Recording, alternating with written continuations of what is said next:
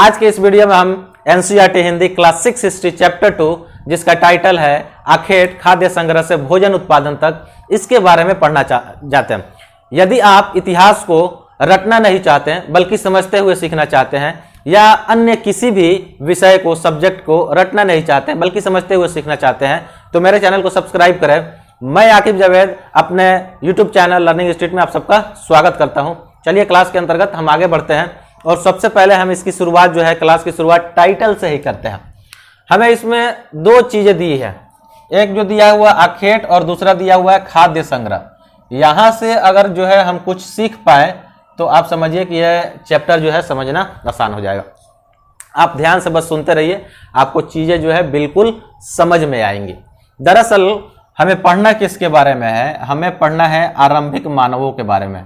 आरंभिक मानव यानी कि आज से लाखों साल पहले मानव जो जंगलों और गुफाओं में रहते थे और खेती करना नहीं जानते थे, पशु पालना नहीं जानते थे, कृषि करना नहीं जानते थे, गांव और बस्तियों में रहना नहीं जानते थे, शहर बसाना नहीं जानते थे, उनके बारे में हमको क्या करना है? पढ़ना है। अब समझना है कि ये आखेट और खाद्य संग्रह का मतलब क्या है। ये आरंभिक मानव जो थे जंगलों और गुफाओं में रहते थे, ये भोजन प्राप्ति के लिए जानवरों का शिकार करते थे। जानवरों का शिकार करते और भोजन प्राप्ति के लिए क्या करते थे? तो और भोजन प्राप्ति के लिए ये जंगलों से फल फूल, जड़ें, कंदमूल, अनाज, ये सारी इकट्ठा करके ये मानो क्या करते थे? जानवरों का शिकार करते थे और जंगल से मिलने वाले जो फल फूल हैं, जड़ें हैं, कंदमूल हैं, अनाजें हैं, जो भी खाने वाली चीज़ें हैं जैसे बीज है, जानवरों के अंडे हैं, मछली है, तो इन सारे चीज़ों को क्या करते थे? ये इकट्ठा करते थे और भोजन के लिए उनका इस्तेमाल करते थे और जानवरों का शिकार करते थे। इन्हीं दोनों भोजन प्राप्ति का उनका जो साधन है, एक जो है शिकार करना और दूसरा जो है इकट्ठा करना, इसी के नाम पे इनका पड़ा है नाम आखेट और खाद्य संग्रह। आखेट मतलब होता है शिकार करना,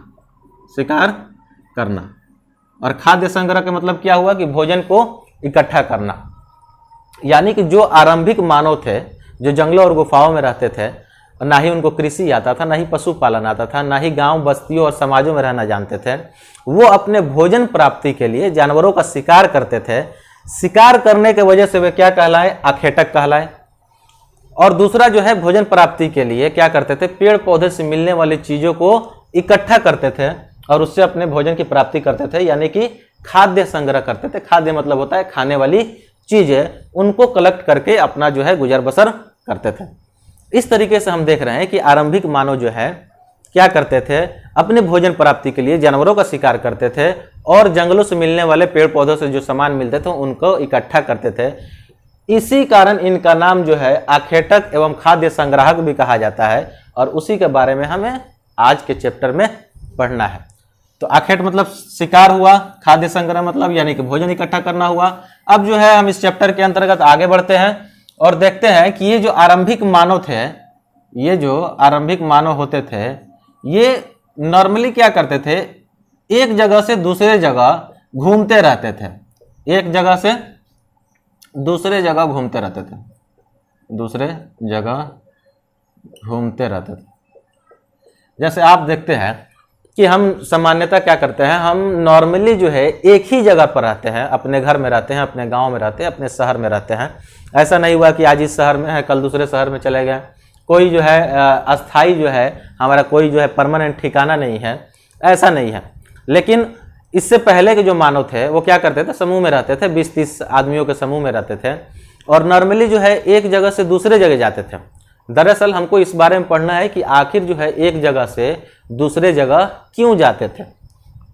तो पहला रीजन जो है मानव एक जगह से दूसरे जगह जाता होगा, दरअसल मानव जो था शिकारी था और खाद्य इकट्ठा करके अपना भोजन का इंतजाम करता था। बहुत दिनों तक मानव को एक जगह रहने के कारण क्या होता होगा कि उस क्षेत्र में, उस एरिया में जो पाए जाने वाले जानवर हैं और जो पेड़ पौधों से रिलेटेड जो भी चीजें हैं जिनको मानव जो है खाने के लिए इस्तेमाल करता था, वो जो है समाप्त हो जाती थी। यानी कि हम कह सकते हैं कि सीमित भंडार है किसी भी चीज का, सीमित भंडार है। यानी कि इस दुनिया में जो भी चीज़ है, जो भी रिसोर्सेस है, वो लिमिटेड है, यानी कि सीमित है, वो ख़त्म हो जाएंगी। अगर ज़्यादा दिन तक हम उसको कंज्यूम करेंगे, ज़्यादा दिन तक उसका उपभोग करेंगे, तो वो चीज़ें जो है खत्म हो जाएंगी। इसी तरीके से मानो जो है जब ज़्यादा दिन एक ही जगह पर रहते थे, तो उन एरिया में पाए जाने वाले जो जानवर वगैरह हुए या पेड़ पौधे से मिलने वाले जो चीज़ें हैं, उनको खाकर ख़त्म कर देते थे। अब मानव को भोजन की ज़रूरत होती थी, तो मानव क्या करेंगे कि मानव फिर जो है अब दूसरे जगह जाएंगे, यानी कि भोजन की तलाश में उनको जाना ही पड़ेगा एक जगह से दूसरे जगह। तो पहला रीजन जो है ये हुआ, जो मानव एक जगह से दूसरे जगह जाते थे। दूसरा जो रीजन है, सबसे बड़ा रीजन है कि मानव के बारे क्या होता था कि मानव को जो है जंगलों के बारे में जानकारी होता था। एक चीज़ आपको ये भी मालूम होना चाहिए कि कुछ खास पेड़ पौधों में या पेड़ पौधों में कुछ खास मौसमों में, कुछ खास सीजन में जो है फल और फूल लगते हैं। मैक्सिमम जो पेड़ पौधे हैं वो किसी ना किसी खास सीजन में या किसी खास मौसम में जो है उसमें या तो फल लगेंगे या तो फूल लगेंगे। और मानवों को इनके बारे में जानकारी ये होती थी कि इन क्षेत्र में इस समय में जो है इस पेड़ पौधे में क्या होगा, फल फूल लगा होगा, जहां से उनको भोजन की प्राप्ति हो जाएगी। इस चक्कर में भी क्या करते थे कि मानव जो है एक जगह से दूसरे जगह जाते थे। क्या होता था कि मौसम विशेष यानी कि किसी खास मौसम में किसी पेड़ पौधे में फल फूल लगता होगा, इसको इकट्ठा करने के लिए, खाने के लिए जो है मानव एक जगह से दूसरे जगह जाता था। दो चीजें हो गई। अब जो है हम तीसरी चीज को देखते हैं कि तीसरा जैसा कौन सा चीज है जो मानव जो है एक जगह से दूसरे जगह जाता होगा।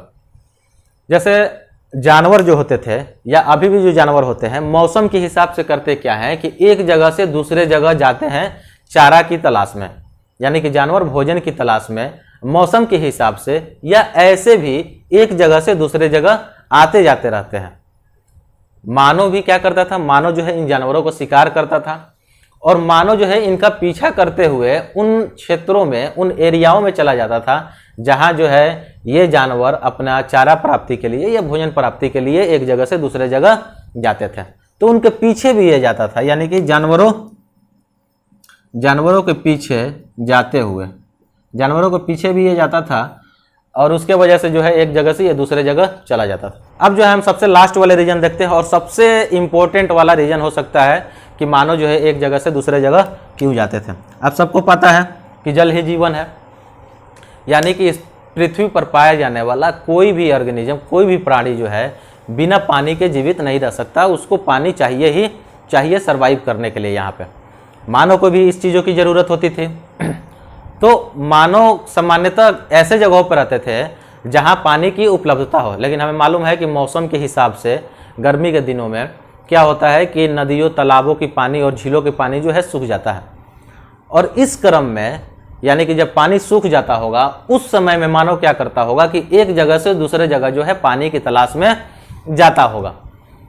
तो अब तक जो हमने देखा कि सबसे पहले हम इस टॉपिक की शुरुआत की और देखें टाइटल से शुरू किए। टाइटल के अंतर्गत देखें आखेट और खाद्य संग्रह दिया हुआ है। आखेट मतलब शिकारी और खाद्य संग्राहक मतलब जो है भोजन जो है इकट्ठा करता था। दरअसल इस दोनों का मतलब क्या था, आरंभिक मानव से था। अब जो है इस चैप्टर के अंतर्गत हमें पढ़ना था कि आरंभिक मानव जो है एक जगह से दूसरे जगह क्यों जाते थे। तो दूसरे जगह जाने का कारण जो है यही होता था कि किसी क्षेत्र में, किसी एरिया में जो खाने वाली चीज़ें होती थी, यानी कि जानवर या पेड़ पौधे जो होते थे, उनको मानव जो है खाकर समाप्त कर देता होगा। अब फिर से भोजन प्राप्ति के लिए जो है एक जगह से दूसरे जगह जाना होता था। मौसम विशेष, यानी किसी खास मौसम में किसी पेड़ पौधे में जो है फल फूल लगता है, सारे मौसम में नहीं लगता, तो उस मौसम के हिसाब से मानव जो है उसको प्राप्त करने के लिए एक जगह से दूसरे जगह जाता होगा। तीसरा जो है जानवर भी एक जगह से दूसरे जगह माइग्रेट करते हैं। तो माइग्रेट यानी कि जानवरों की तलाश में, यानी कि जानवरों को पीछे उनका शिकार करने के लिए भी मानव एक जगह से दूसरे जगह आता जाता होगा। और चौथा जो है सबसे बड़ा इंपॉर्टेंट कि पानी की तलाश में गर्मी के दिनों में जब क्या होता होगा कि पानी सूख जाता होगा, तालाब के, नदियों के, झीलों का पानी सूख जाता होगा, तो उसकी तलाश में भी मानव जो है एक जगह से दूसरे जगह जाता होगा। अब सवाल ये उठता है कि मानव जो थे आखिर उनके बारे में हमको जानकारी कैसे मिलती है, क्योंकि लिखा हुआ कुछ तो है नहीं। तो अब जो है हमको इसके बारे में पढ़ना है कि आखिर जो है मानव के बारे में, यानी कि जो आरंभिक मानव होते थे उनके बारे में हमको जानकारी कैसे मिलती थी। उससे भी पहले यदि आप अब तक जो है इस चैनल को सब्सक्राइब नहीं किए हैं और आपको लगता है कि ये चैनल जो है आपके लिए इम्पोर्टेंट है, आप यहाँ से इतिहास सीख सकते हैं, या आपको ऐसा लगता है कि समझने वाले इतिहास सीख सकते हैं, रटने वाला नहीं, तो अब जो है आपकी जिम्मेदारी है कि चैनल को तुरंत जल्दी से जल्दी सब्सक्राइब करें, वीडियो को लाइक करें, कमेंट करें और ज़्यादा से ज़्यादा जो है इसको शेयर करें, कोऑपरेट करें। चलिए अब जो है हम सीखते हैं कि आखिर जो है आरंभिक मानव के बारे में हमको जानकारी कैसे मिलती है। बहुत बड़ा सवाल है। उन जानवरों आरंभिक मानवों के बारे में, आरंभिक मानव के बारे में हमें जो है जानकारी कहाँ से मिलती है? तो हमें जानकारी जो है दो चीज़ों से मिलती है। एक हम कह सकते हैं पुरातत्व और दूसरा जो कह सकते हैं पूरा स्थल। दोनों लगभग एक ही चीज़ है, लेकिन एक चीज़ समझ जाएंगे तो दोनों चीज़ें जो है हमको समझ में आ जाएंगी। तो कोई भी चीज़ जो है ना लिखा हुआ नहीं मिला है, हमारे पास किसी भी चीज़ का जो है रिटन प्रूफ नहीं है, लिखित साक्ष्य नहीं है। हमको हमारे पास क्या है? पूरा तत्व है। अब जरूरी यह है कि पूरा तत्व समझ लेना कि पूरा तत्व क्या है। मानव के द्वारा अतीत में यानी कि हिस्ट्री में पीछे जो भी चीज़ें उनके द्वारा इस्तेमाल की गई हैं, जो भी चीज़ें उनके द्वारा बनाई गई हैं, और वो चीज़ें आज हमको जो है खुदाई करने के बाद या ऐसे नॉर्मल भी ज़मीन के ऊपर हमको मिल जाते हैं, वो सारा चीज़ें जो है पुरातत्व कहलाती हैं और उन्हीं से जो है हम उनके बारे में सीखते हैं। यानी कि मानव के द्वारा इतिहास में बनाई गई और इस्तेमाल की गई वो सारी चीज़ें जो आज हमें मिलती हैं वो पुरातत्व कहलाती है और उन्हीं के माध्यम से जो है हम उनके बारे में सीखते हैं। तो कौन कौन सी चीज़ें हो सकती हैं? तो इमारतें हो सकती हैं, भवन हो सकता है यानी कि वही ईंटें हो सकती हैं, पत्थर हो सकते हैं, औजार हो सकते हैं, हथियार हो सकते हैं, आभूषण हो सकते हैं। ये सारी चीज़ें जो हैं मानवों के द्वारा कहीं ना कहीं जो है अपने ज़रूरत के हिसाब से इसका इस्तेमाल किया गया होगा और वो चीज़ें जब हमको प्राप्त होती हैं तो वही चीज़ पुरातत्व कहलाती है और इन्हीं के माध्यम से हमको जो है आरंभिक मानव के बारे में जानकारी मिलती है। दूसरा चीज़ जो दिया हुआ है पूरा स्थल। पूरा स्थल क्या है? पुरातत्व का ही एक भाग है। पूरा स्थल वो स्थान है जहां अतीत में मानव जो है रहा करते थे या जहां जो है मानव जो है समूह बनाकर रहते थे या जहां जो है वो क्या करते थे कि औजारों का निर्माण करते थे, औजार बनाते थे, हथियार बनाते थे, या रहने के लिए भी जिन जगहों का वो इस्तेमाल करते थे उनको हम क्या कहते हैं? उनको हम पूरा स्थल कहते हैं। यानी कि जहाँ जो वो रहते थे, आरंभिक मानव जहाँ रहते थे, जहाँ आवास करते थे, उन्हें जो है हम पूरा स्थल कहते हैं और जो भी चीज़ें उनके द्वारा इस्तेमाल की गई है अतीत में वो पूरा तत्व कहलाती है। इन्हीं के माध्यम से हम जो है उनके बारे में जानकारी प्राप्त करते हैं। जैसे आरंभिक मानव से हमको क्या क्या मिलता है? तो आरंभिक मानव से हमको मिलता है उनके बनाया गया पत्थर के औजार मिलते हैं, पत्थर के हथियार मिलते हैं जिनसे जो है वो जानवरों का शिकार करते थे, हड्डियों के बने हथियार भी मिलते हैं, हड्डियों के बने हथियार भी मिलते हैं। क्योंकि मानवों के द्वारा ज़्यादातर जो है चीज़ें इस्तेमाल में लाई गई चीज़ें क्या होती थी? पत्थर की ही बनी होती थी। यानी कि इसी कारण क्या होता था कि हमें जो भी चीज़ें मिलती हैं वो पत्थर की बनी हुई ही मिलती है। तो ये सारी चीज़ें जो है हमें उनसे मिलता है। यानी कि पत्थर के औजार क्या हो सकता है कि जानवरों का हो सकता है कि चमड़ा छीलने के लिए, फल फूल तोड़ने के लिए या जड़ों को खोदने के लिए, इन सारे चीज़ों की ज़रूरत पड़ती होगी। फिर जो है पत्थर के हथियार, जानवरों को शिकार करने के लिए जो है पत्थर के नुकीले हथियार बनाए जाते थे। बाद में आगे चलकर क्या हुआ कि उस पत्थर को घींच कर और ज़्यादा धारदार बना दिया गया और ज़्यादा नुकीला बना दिया गया, लेकिन इस्तेमाल जो है पहले भी पत्थरों को होता रहा और बाद में भी पत्थरों का होता रहा और उससे जो है जानवरों का शिकार किया जाता था। उससे आगे चलकर क्या किया कि मानव जो है उन पत्थरों का और भी ज़्यादा उसको घींच कर धारदार बनाए और भी ज़्यादा उसको नुकीला बनाए। यानी कि अब जो औजार जो था पहले से छोटा बनने लगा और उसको नॉर्मली क्या करते थे कि लकड़ी के हत्थे में लगाकर जो है उसका अब इस्तेमाल किया जाने लगा।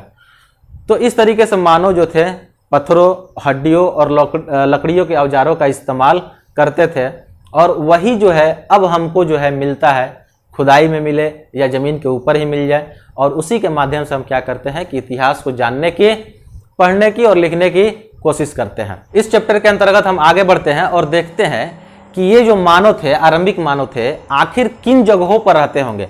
तो आप एक काम कर सकते हैं कि इस बुक के एनसीईआरटी क्लास 6 हिस्ट्री के बुक के पेज नंबर 13 में एक मैप दिया हुआ है भारत का, उसमें आप देख सकते हैं 2-3 जगह खोज सकते हैं। एक जो है भीमबेटका दिया हुआ है, दूसरा जो है हुंसगी दिया हुआ है, और तीसरा जो है कुरनूल गुफाएं दिया हुआ है। इन तीनों जगहों को आप पेज नंबर 13 में चेक कीजिए कि कहाँ जो है इनको दिखाया गया है।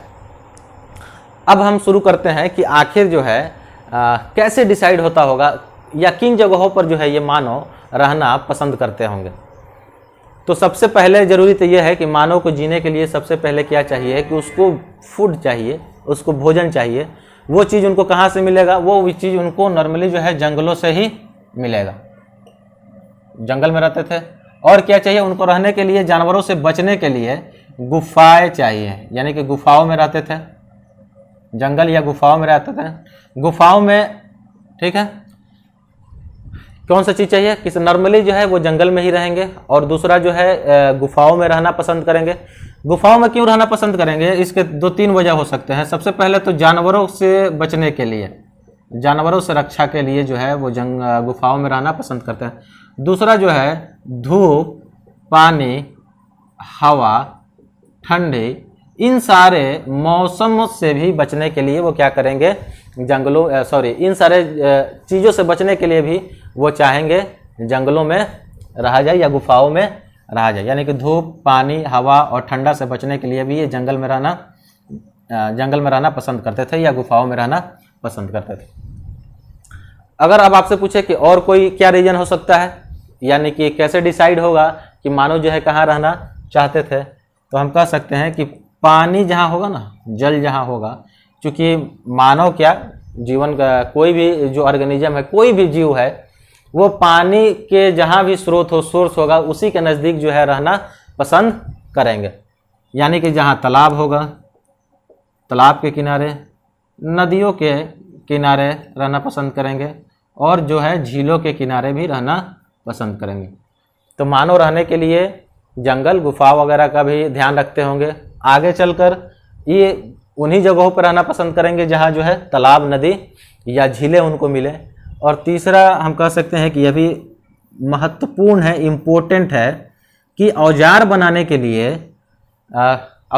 के लिए मानव को क्या चाहिए था? बेहतरीन किस्म का चट्टान चाहिए होता था। ऐसा चट्टान जो आसानी से टूटे फूटे नहीं, वार करने पर, जानवरों पर वार करने पर जो है वो टूटे फूटे नहीं, अच्छी क्वालिटी का जो पत्थर है, उन जगहों पर भी रहना पसंद करते हैं। क्योंकि उनका अधिकांश जो काम था, जो अधिकांश उनका जो औजार था, जो हथियार था, वो पत्थरों का ही बना होता था। इसलिए जहाँ अच्छे क्वालिटी के पत्थर मिलते होंगे, ये मानव जो है वहीं पे रहना पसंद करते होंगे। अच्छी गुणवत्ता पूर्ण जो पत्थर मिलते होंगे, इन सारे जगहों पर जो है मानव रहना पसंद करते थे।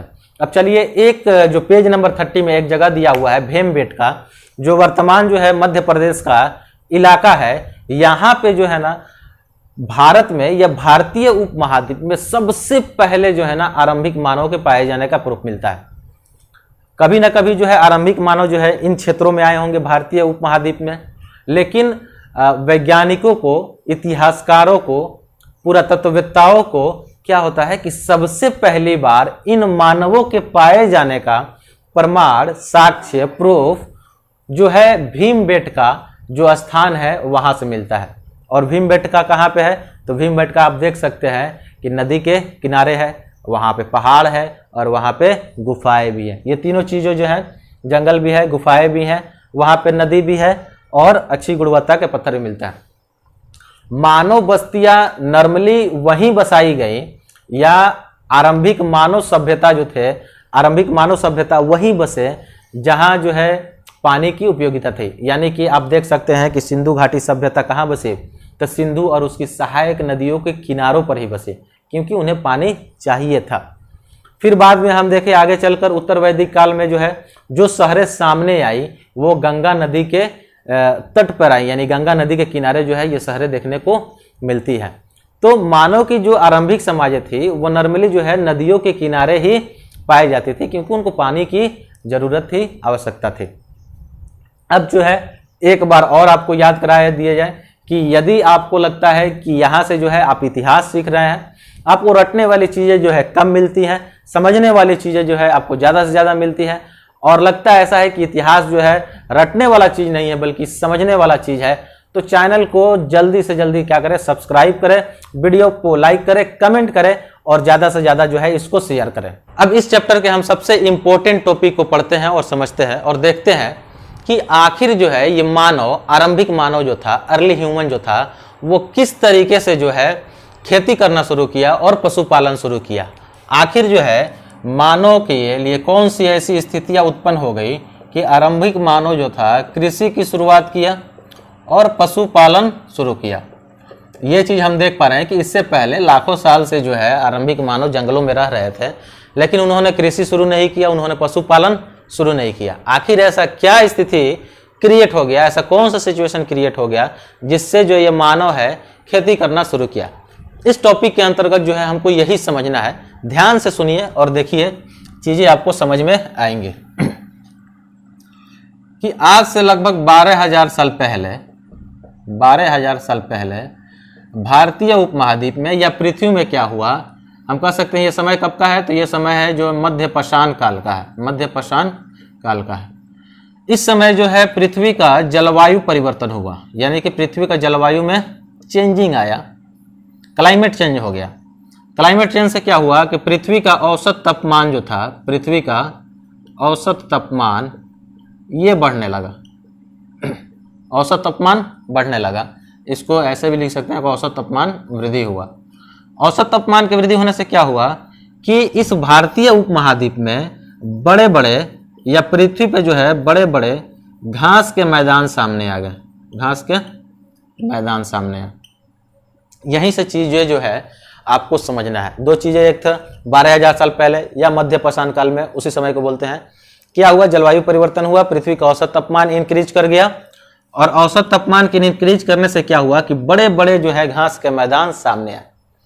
इस बड़े बड़े घास के मैदान के सामने आने के बाद क्या हुआ कि गेहूं, जौ और धान ये प्राकृतिक रूप से अब उगने लगे,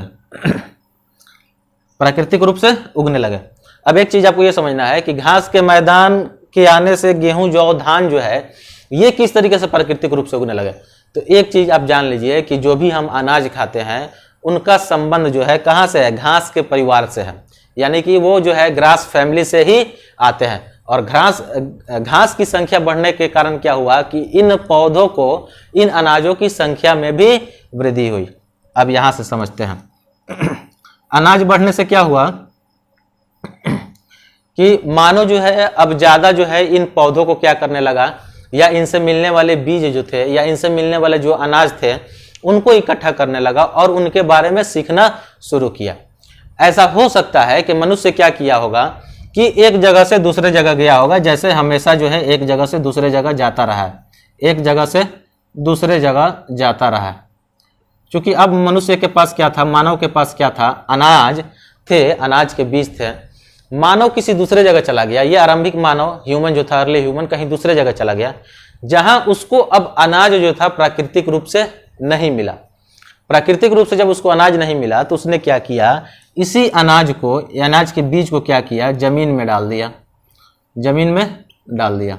और जमीन में डालने से क्या हुआ कि फसल जो है उगने लगा, फसल उगने लगा। और इसी को हम बोलते हैं कि कृषि की शुरुआत हुई। इसी से हम कह सकते हैं कि कृषि की शुरुआत हुई। कृषि की शुरुआत का मतलब क्या है, यह भी समझ लेना है। हम कहते हैं कि कृषि की शुरुआत हुई, इसका मतलब यह हुआ किसी ऐसे जगह पर ऐसा पौधा उगाना जहां पे प्राकृतिक रूप से, नेचुरल रूप में क्या होता है, वो पौधा उगता नहीं है। यानी कि हम जहां पौधा उगा रहे हैं प्राकृतिक रूप से वो पौधा वहीं नहीं उगता है, हम वहां से बीज लाकर वहां पे बोकर जो है खेती करना शुरू किए। इसी से इसका संबंध है कि कृषि की शुरुआत हुई। आप रिलेशन देख पा रहे होंगे, ये चीजें जो है समझने वाली है। ये चीजें आपको बुक में भी नहीं मिलेंगी या अदर कहीं जगह भी नहीं मिलेगी। यदि आपको लगता है कि आपके लिए जो है ये इम्पोर्टेंट है, आपको जो है इतिहास समझने के लिए जरूरी है और ये 6th क्लास का हिस्ट्री है, और आपको अब तक जो है आपने जो है वीडियो देख रहे हैं और वीडियो आपको पसंद है और अब तक जो है आपने चैनल को सब्सक्राइब नहीं किया है, तो सबसे पहले चैनल को सब्सक्राइब करें, वीडियो को लाइक करें, कमेंट करें और ज़्यादा से ज़्यादा जो है इसको शेयर करें। एक बात और, यदि आप इस चैप्टर से रिलेटेड क्वेश्चन आंसर देखना चाहते हैं, पढ़ना चाहते हैं, इसके सवाल को हल करना चाहते हैं, तो इस वीडियो के डिस्क्रिप्शन में ही उसका लिंक दे दिया गया है। आप वहां से जाकर जो है सवाल क्वेश्चन आंसर जो है सॉल्व कर सकते हैं, देख सकते हैं या उसको समझ सकते हैं। चलिए अब हम आगे बढ़ते हैं। हमने देख लिया कि कृषि की शुरुआत कैसे हुई। अब देखते हैं कि पशुपालन की शुरुआत कैसे हुई। इसी समय में मानव जब कृषि करने लगा, तो कृषि करने के वजह से एक चीज और हुआ मानव की जिंदगी में कि मानव जो है अस्थायी रूप से एक जगह रहने लगा। अस्थायी रूप से, या हम कहें कि परमानेंट जो है एक जगह रहने लगा। क्यों रहने लगा? कृषि के वजह से। कृषि जब किया मानव तो क्यों जो है एक जगह रखने लगा? तो हम सबको पता है कि फसल की बुआई से लेकर कटाई तक उसमें 2 महीना, 4 महीना, यहाँ तक कि साल भर भी लगते हैं। और इस दौरान जो है उसमें क्या करना होता है? खरपतवार हटाना होता है, सिंचाई करना होता है, उसको जानवरों से देखभाल करना होता है। उसके लिए जरूरी है कि आपको फसल के अगल बगल ही रहना पड़े। अब जो है आरंभिक मानव के लिए, अर्ली ह्यूमन के लिए क्या हो गया? मजबूरी हो गया कि वो एक जगह रहे और खेती करे, कृषि करे। यानी कि अब मानव जो था, अर्ली ह्यूमन जो था, हमारा आरंभिक मानव जो था, वो एक जगह सेटल हो गया, अब एक जगह रहने लगा। जब मानव एक जगह रहने लगा तो उसी समय में 2 कंडीशन क्रिएट हुआ होगा। या तो एक मानव जो है शिकार करके लाया होगा और शिकार करने के दौरान क्या होते हैं कि उसके बच्चे भी, जानवरों के बच्चे भी उनके हाथ लग जाते हैं, जानवरों के बच्चे भी उनके हाथ लग जाते होंगे। या हम कह सकते हैं कि अपने आसपास यानी कि जहां भी रहते हो आसपास क्या करते होंगे कि चारा या दाना वगैरह छिड़क कर जानवरों को अपने पास बुलाने की कोशिश करते होंगे, या जहां भी रहते होंगे वहां पे कोशिश करते होंगे कि जानवर जो है आकर यहाँ पे रहे, उनके लिए दाना वगैरह का इंतजाम करते होंगे। इन 2 वजह से, या जानवरों के बच्चे जो हैं, जब भी शिकार किए तो कुछ ना कुछ जानवरों के बच्चे मिल गए, क्योंकि बच्चे जो है वायलेंट होते नहीं है, हिंसक होते नहीं है, इस वजह से उनको जो है कुछ दिनों तक रखा जा सकता है और बाद में ज़रूरत के हिसाब से उनको मारकर उनका मांस का इस्तेमाल किया जा सकता है। यानी कि एज ए स्टोरेज फूड जो है उसका इस्तेमाल किया जा सकता था। मानव को ये चीज़ें बाद में समझ में आई कि पशु जानवरों को मार कर खाने से ज़्यादा अच्छा है कि उनको पाला जाए, उनको पालतू बनाया जाए और ज़रूरत के हिसाब से स्टोरेज फूड के तौर पर उनका इस्तेमाल किया जाए। तो इस तरीके से क्या हुआ, जानवरों के बच्चे भी मिल गए, आसपास जो है चारा दाना छिड़क कर जो है जानवरों को आकर्षित किया गया और इस तरीके से सबसे पहला जानवर जो है कुत्ता को पालतू बनाया गया। कुत्ता को ही क्यों पालतू बनाया गया? तो कुत्ता को सबसे पहले इसलिए पालतू बनाया गया कि जो कम वायलेंट हो, ऐसे जानवरों को ही पालतू बनाया जाता होगा जो कम वायलेंट हो, यानी कि हिंसा कम करते हो और जिनके दांत या सींग वगैरह जो हो, दांत या सींग जो हो वो छोटे हो, कम नुकीले हो, या जिनसे शिकार करने में मदद मिलता है। ऐसे जानवरों को भी पालतू बनाया जाएगा जिनसे शिकार करना आसान हो जाए या उसमें थोड़ा सा वो मदद वगैरह करे। तो उसके लिए जो है कुत्ता जो है सबसे इम्पोर्टेंट था। इस तरीके से जो है क्या किया गया कि सबसे पहले जो जानवर पालतू बनाया गया वह कुत्ता था। उसके बाद जो है भेड़ और बकरी को जो है पालतू बनाया गया। ये चीज़ें आपको याद रखनी है, ठीक है। और कौन से जगह पे जो है सबसे पहले पशु पालने का प्रूफ, साक्ष्य या प्रमाण मिलता है? तो वो जगह है मेहरगढ़। यहीं पे जो है सबसे पहले पशु पालने का प्रमाण मिलता है। एक चीज़ और आप देख लीजिए कि सबसे पहले मेहरगढ़ में ही कृषि करने का प्रमाण मिलता है, कृषि के साक्ष्य मिलते हैं या प्रूफ मिलते हैं। यहाँ से समझना है कि मानव जो है सबसे पहली बार जो है कृषि शुरू करता है, कृषि के साक्ष्य प्रमाण मिलते हैं। उसके बाद हम देखते हैं कि सबसे पहले जो पौधा उगाया गया वो गेहूं और जौ का पौधा उगाया गया। सबसे पहले जो है गेहूं और जौ का पौधा उगाया गया और सबसे पहले मेहरगढ़ में सबसे पहले गेहूं और जौ कृषि के साक्ष्य मिलते हैं। उसके बाद जो है हमको और भी बहुत सारे जो है अनाज उगाए जाने का प्रमाण मिलता है। तो दरअसल ये कुछ इंपॉर्टेंट टॉपिक जो थे इस चैप्टर के अंतर्गत हमें पढ़ना था। तो आज की वीडियो के अंतर्गत इतना ही। आपसे मिलते हैं नेक्स्ट वीडियो के अंतर्गत। Thank you.